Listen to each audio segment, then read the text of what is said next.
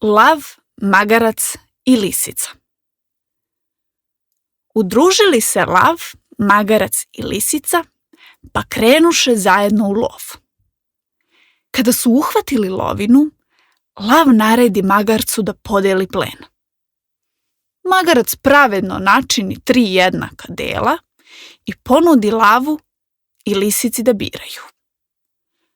Lav se na to razljuti i pojede magarca, a potom zapovedi lisici da ona podeli lovinu.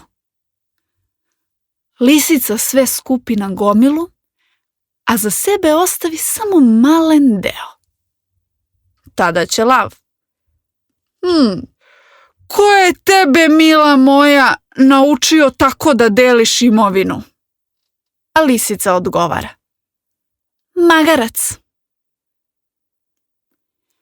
Basna pokazuje da tuđa nesreća ljudima postaje opomena.